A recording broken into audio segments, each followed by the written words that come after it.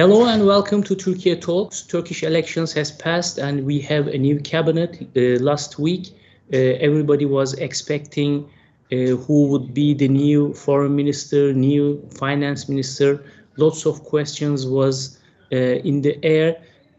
Now, as usual, we are talking these developments with Kadir, Ustun from Washington. Kadir, how are you? Good, Bora, how are you? I think in the US as well, the developments in Turkey is being followed closely, and we have seen that the Foreign Secretary of State Blinken messaged a couple of times about the new foreign minister. So when we look at the new cabinet, I think it's because it was leaked. We were expecting the name of former chief of Turkish intelligence Hakan Fidan as the foreign minister. Mehmet Şimşek, who is very well known in the West, he became finance minister once again. What is the first impressions and first reactions in the US and your personal observation about the new government? Bora, I think very few people expected such a drastic change. Obviously, President Erdoğan gave us a good sense of changes because he asked all the ministers in the previous cabinet to run as members of parliament in different localities. That helped boost the party's votes in a number of districts because, name recognition is important in politics, and we saw many ministers working on the ground to, help get the majority for the, People's Alliance in the parliament. And that actually worked. We saw that in a number of places, including Istanbul and other places. And those ministers, many people thought that some of them would at least come back.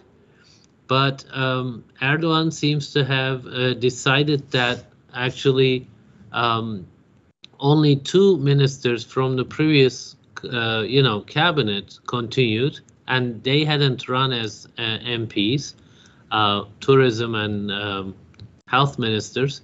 Anyway, but it's a drastic change overall. But at the same time, it's going to be a continuity in many respects, I think, especially in foreign policy. In the economy, everybody was questioning what kind of minister was going to be in charge of the economy, and Mehmet Şimşek, he's very well known. He's back. He's going to run. He signaled already to the markets that he was going to pursue orthodox policies, and that should, help Turkey's sort of credibility ratings, finance. Turkey should be able to find financing more easily, I guess, and we hope that foreign investment will increase in the months ahead through his policies. I'm obviously not an expert on economy, but there's this overall optimism about Şimşek, and then of course Hakan Fidan was a let's say, good surprise for a lot of people. It wasn't a big surprise for people who follow the foreign policy because, Turkey in recent years have done quite a few major, operations in Syria, in Libya, in the Azerbaijan. We've seen that, we've followed that. Of course, this is a world that we don't know much about the details, but you could see that there was strong intelligence in Turkey's neighborhood, and that wasn't by accident. There was I think Fidan was appointed about 13 years ago in 2010, and ever since Turkey has been very active in the region, and especially, this is an intelligence chief that survived the coup attempt, right? It's not, along with the military leadership after the, following the failed coup attempt, we saw that right afterwards in August, Turkey entered Syria, and Turkey conducted major military operations in Syria and other places as well. So there was a strong coordination clearly between the foreign ministry and the defense ministry and intelligence. And that was obvious from the perspective of the, commentators and experts on Turkish foreign policy. So this, intel chief, of course, he never came from that classic intelligence background. In Turkey, you have these career intel chiefs who spent all their life in the intelligence community and coming through the ranks, I guess. So he was already he had a different profile, well educated and all that. So bottom line, it should, at the same time, it should continue, I would summarize it as continuity and change. Characters and personalities are going to definitely be different, and they're going to give a different boost. But in the major general direction of Turkish foreign policy, I honestly don't expect a whole lot changing. Turkey will still pursue its, national foreign policy, like foreign policy based on national interests. It will, continue to engage all actors. That's been a trademark, that's been a hallmark of Turkish foreign policy in recent years. I believe Çavuşoğlu was the longest serving foreign minister. It was a nice transition too, that, Fidan thanked him for all his contributions in the meantime. So I believe that, Erdogan's foreign policy will continue, but with a, let's say fresh blood, with a kind of with someone who knows intimately all the, I guess, ins and outs of Turkish foreign policy. So both on the economy and the foreign policy, I think these changes are signaling to the outside world that, Erdogan will continue his, policies in a different way. But the main direction won't change all that much, I would say. Yeah, I mean, as you said, Hakan Fidan knows almost all the files in Turkish foreign policy. Probably he doesn't need a briefing about the issues because he was involved in a different dimension of the problems. So when we look at the issues, we have the Russia-Ukraine war, we have the Karabakh problems is going on in some way or another, Eastern Mediterranean, NATO enlargement, PKK, fight against terrorism, FETÖ and other groups. So Hakan Fidan, as foreign minister, now has to deal with more in a diplomatic way to find solutions in a different environment, definitely. I checked Mevlut Çavuşoğlu's term.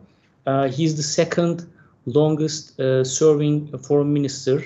Oh, thanks for fixing my mistake then. Yeah, because I think he almost done more than 8 years. He also passed İhsan Sabri Çağlayangil, who served in different times.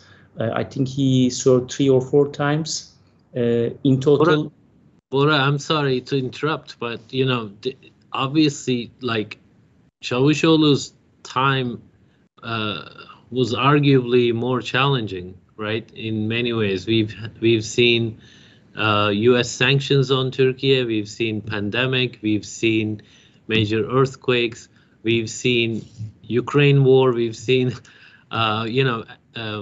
the latter half of the Arab Spring, and so it's been a very challenging time. We should, perhaps underline his contributions as well. This was Erdogan's sort of foreign policy, but these kind of individuals matter, how that policy is conducted. Yeah, I think his fortune in a negative way. You said about time. It's a couple of times. But also, he served under a new system, under presidential system. So it is difficult for ministers to put their imprint on certain affairs. You also a couple of times referred to Erdogan's foreign policy. So in the past, we have seen foreign ministers in parliamentary system. So we can talk about the print of a foreign minister in a certain time. But here, I think now we are talking about more presidential, as in the US, we talk about Bush doctrine or Clinton doctrine kind of, descriptions we have. Although he is second longest, I think he represents more Erdogan's foreign policy in that regard. So I don't think this will change with the new foreign minister. So we are talking about the president's actually vision in foreign policy, and I think new foreign minister is going to be along this line. So they have been working together. He indicated that in his speech when he took over the job from Çavuşoğlu as well. He mentioned that the continuity in the national interest kind of perspective. Yeah, so he will be dealing with files as we have discussed. Which one do you think will be the most important? Because when you read Turkish papers, Turkish commentators, those who follow Turkish foreign policy, many people say because Hakan Fidan was chief of intelligence for more than a decade, and he dealt with a Syrian file as the number one problem, because terror groups are located there, they stationed there. Turkey did a couple of big operations against these organizations. Also, you said he survived the coup attempt, so he's after FETÖ members as well. NATO enlargement is there. So do you think his focus will be more on relations with the West, with the NATO, or do you think he's going to try find a solution for Syrian file at the beginning? Bora, I think whoever comes, we know by now that it has to be a 360-degree foreign policy, especially if you're, in charge of Turkish foreign policy. And I don't think that broad outline will change. He will have to deal with Ukraine, NATO enlargement, Eastern Med, Syria, Libya, Caucasus, energy issues, and, great power competition between, United States, China, and Russia. So all of that will take up a lot of his time. That's clear. I think that one thing that can make a difference is that when he talks about Syria or some of the files, especially that where Turkey's military is involved, Turkey's military is on the ground, right? They're going there in coordination with Turkish intelligence. I don't think they're picking randomly where they operate, right? So there must be close collaboration between the intelligence and military. So when he speaks about those issues, about Syria and others, he his counterparts will take him seriously because he knows what's going on the ground. And when he speaks to the West, I think, especially in the United States, that's where my focus is, right? I believe during the Khashoggi incident, he came to the Hill and he, met some politicians, and he presented, he briefed them basically about what happened. And I think that gives a lot of weight to the new foreign minister's, words and what he conveys in Western capitals, including Washington, D.C. and in Europe. At the, with Ukraine policy, I think that Turkey's position won't change all that much, but we might see a bit bolder, perhaps, attitude towards trying to find a resolution, because if this war is not over by the end of this year with some sort of clear victory for either side, which is unlikely, to be honest, then a lot more countries, many more countries are going to start talking about end to the conflict. In that juncture, I think Turkey's role will definitely increase, and then Fidan's profile, Fidan's involvement might matter a lot, because Turkey has supported Ukraine, although it keeps a balance between Russia and Ukraine. It has given serious support to Ukraine, and I think there's been not enough acknowledgement of that fact in the West. So he could be critical at that level as well. In that sense, I think it's important that, the messages he conveys, speeches he gives in the West can have an impact and change the debate on Turkey. Often, we talked about the headlines that are often skewed and reductionist, to be honest. What about Turkey's relations with Israel? Because I remember in the last decade, more, since probably Turkey led nuclear agreement between Iran and the P+5, P5+1, if you remember, where Hakan Fidan also played a role.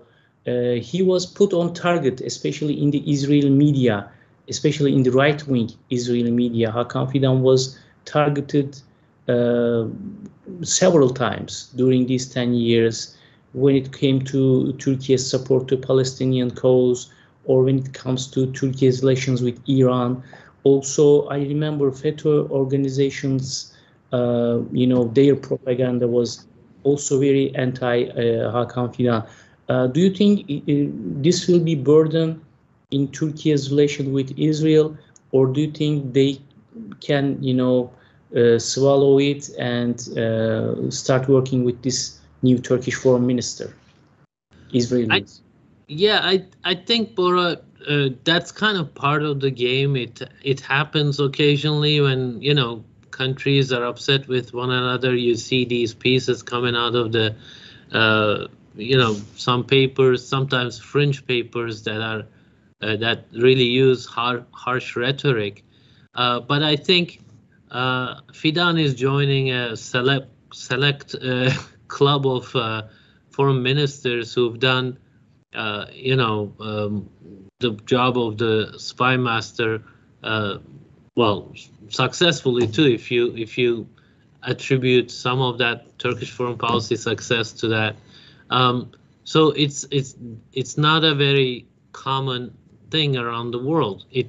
It's common enough, but it's still a select group of people.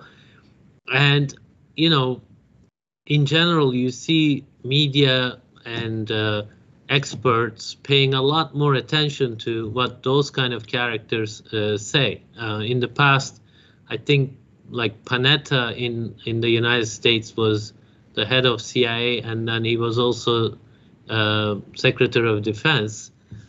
So whenever Panetta comments about something, it really matters a lot to international audiences as well as national audiences. So with respect to Israel, I think, probably his counterparts in, Israeli security establishment by now must have a good idea about Fidan, and I think Turkey managed its relations with Israel, rationally for a long time, and in the past 2 years, I believe, now there's a normalization process, and actually it's fully normalized now. I don't see a lot of trouble there. Of course, what happens in Syria has a bearing on Israel. Israel routinely hits pro-Iranian forces in Syria. It kind of maintains its freedom of operations in Syria, but not in areas that directly affect Turkish interests, and we haven't seen a conflict at that level. So I don't see much trouble there. Like you said, in the past there have been hit pieces on him and others as well, right? President Erdoğan himself as well, and foreign ministers. I mean, I don't want to, underestimate the impact of such attacks, but I don't see a big trouble there. It's a very challenging environment, and Fidan was actually Turkey's nuclear Sherpa for prior to his job at the intelligence. So he understands the dynamics between Iran and Israel, as well as the nuclear issue, I think. So that's another asset to Turkish foreign policy. Of course, when somebody's appointed, we have all these, positive expectations. When somebody is new like that, from a different background, but I mean, it's for sure that he will be challenged, because every minister gets challenged by geopolitical developments, and that will happen to him then. And then we will see, we'll be able to assess the performance much better at that time. We'll be able to observe it and talk about it, of course. But I mean, he has a lot of experience and qualifications to do just this job really well. So, I mean, we didn't talk. We focused on foreign policy today quite a bit, Bora. But the economy is also important, right? If Turkish economy gets better, gets stronger, and stabilized, then that will also empower a foreign minister, right? You can, go around the world, and when you're trying to do diplomacy, your country's strength really empowers you, gives you extra boost. Now, Bora, you tell me. I mean, let me change the subject, actually. What's happening with the opposition?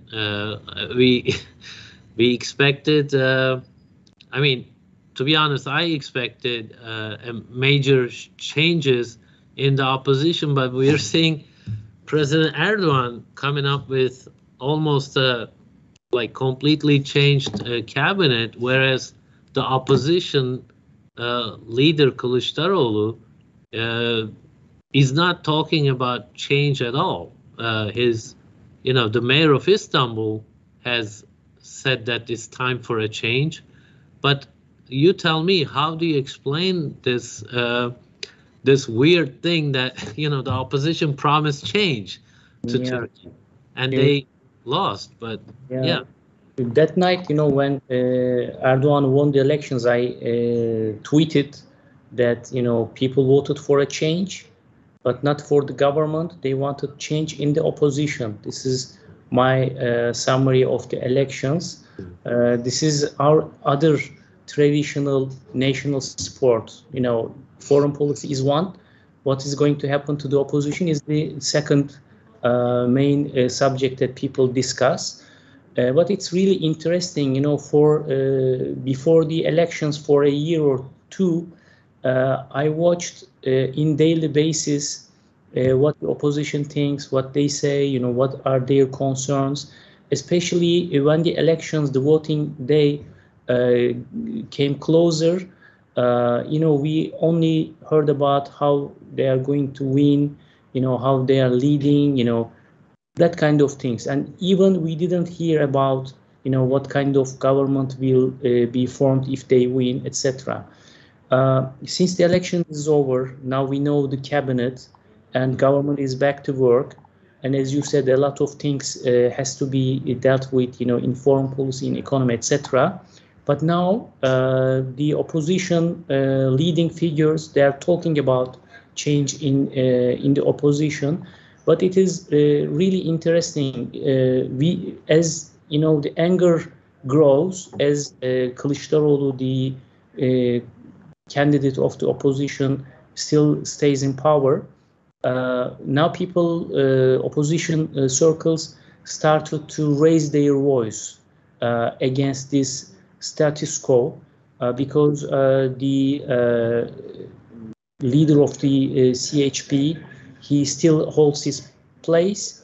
He forced everybody else to resign. Now he formed a new central committee for his party, but with old names. Today I was listening to one of the opposition journalists. He gave the numbers of years or how many times the MPs of the CHP was elected. There are people who is serving their 7th term, 6th term. So there is no change, not only in the leader himself, but the leadership, the party members, the leading CHP parliamentarians, they are there, and there is no sign of change. So the expectation of change from these people is not very strong, and people are being frustrated. We hear more criticisms against the opposition leadership. So I think it's going to grow. Now the main contender who can you know, take over the CHP is Istanbul Mayor Ekrem İmamoğlu. It seems that he's the only person who can challenge, but he's also not very strong. He's also restraining himself. He's trying to have a dialogue, and he's trying to convince Kılıçdaroğlu to step down, but it seems it's not going to happen. Today I was watching his statement to journalists. You know, it was very vague. He can't stand up and say, okay, that's it, I'm going to challenge the current leadership. He's not doing that. And this is also, you know, showing that things as, you know, old back days, you know, same thing is happening. And it's going to hurt opposition a lot. We were talking about table of 6. You know, the second big partner, the E party leadership, they're also talking about changing their attitude. One of the leading figures from the E party said that this alliance was for the elections. Now the elections is over, so the table of 6 is history. So we hear a lot of things about frustration, but we don't see any bold move, especially when it comes to Kılıçdaroğlu himself. I think he's gonna stay. This is what I get from the situation, because in Turkish politics, especially in parties like CHP, it's not the people who decides who is going to be the leader of the party. It's the delegates of the party, and I think there are 1,400 delegates, and they are all appointed by Kemal Kılıçdaroğlu himself. So his people is going to vote for him probably, and it seems that no change soon in the opposition. I don't know how you see the things from your point of view. Bora, two things I want to point out based on what you said also. I mean, a good opposition would help Turkey. I mean, would help the government actually, if they're constructive, if they should have strong criticisms whenever it's due. But this either them or us attitude didn't work, right? They tried to make this an anti-Erdogan election, and it didn't work. What is more interesting also, like you mentioned, Kılıçdaroğlu's personality and how he's going to stay. Remember, his main election promise was win, change the system to parliamentary system, and retire within a year or two. That's what he was saying. And like, you know, having lost and trying to still hold on to power, to what end? It's not understandable. It's not. It's really weird, to be very perfectly honest. So I'm not sure what he has in mind, because he was going to retire anyway in the best case scenario according to his promises. Now the worst case scenario happened, and next 5 years President Erdogan is going to run the country. What is the role of Kılıçdaroğlu but to what should be his role but to enable change within his own party? So it's kind of curious. I mean, we can debate this for a long time, but and then the mayor of Istanbul, like you said, you know, if he enters into a leadership struggle with Kılıçdaroğlu, that might actually endanger his mayorship of Istanbul, because there's an election in 9 months. So I don't know where his focus is going to be. Those are interesting developments. Like you said, the elections are forcing the opposition to change, but they seem to be resisting, despite the fact that they promised serious change, whereas Erdogan has come up with some serious changes, especially in the economic sphere. So yeah, we'll see. We have 10 months to go for the local elections, so it will be another round of excitement in Turkey. But this is the situation right now. Kadir, thank you very much for sharing your opinion about the recent developments. Thank you, Bora. Thank you very much. Hope to see you next time. See you.